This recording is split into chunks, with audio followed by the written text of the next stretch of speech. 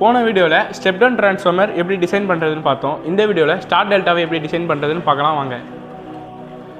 இப்போ நான் star டெல்டான்னு title mention பண்ணுறதுக்கு டெக்ஸ்ட் ஸ்டெப் டவுன் ட்ரான்ஸ்ஃபார்மர் டெக்ஸ்ட்டை காப்பி பண்ணி பேஸ்ட் பண்ண டெக்ஸ்ட் மேலே டபுள் டேப் பண்ணோன்னா எடிட் ஆப்ஷன் போயிடும். இந்த எடிட் ஆப்ஷனில் நான் ஸ்டார் டெல்டான்னு நேம் சேஞ்ச் பண்ணிடுறேன்.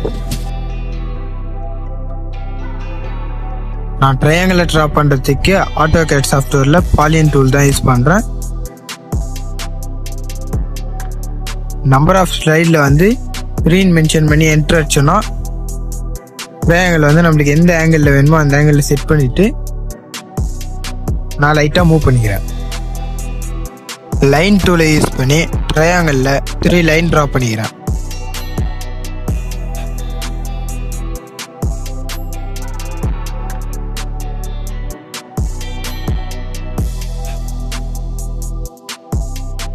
ரெக்டாங்கிள் டூலை யூஸ் பண்ணி எனக்கு தேவையான அளவில் ஸ்கொயரை ட்ரா பண்ணுறேன்.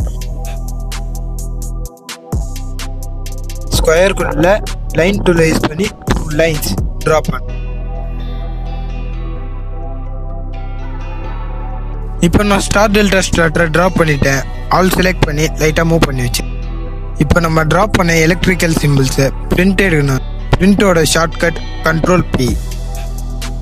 இங்கே வந்து ஆட்டோகேட் PDF இருக்கும். அதில் உங்களுக்கு எது தேவையோ அதை மென்ஷன் பண்ணிக்கலாம்.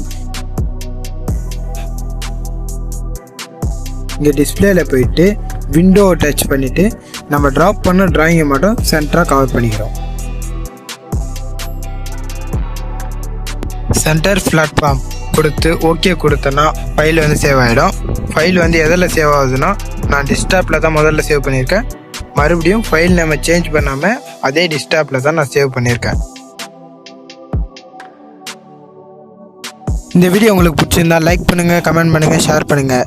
மறக்காமல் DBPC சேனலை ஃபாலோ பண்ணுங்கள். தேங்க்யூ.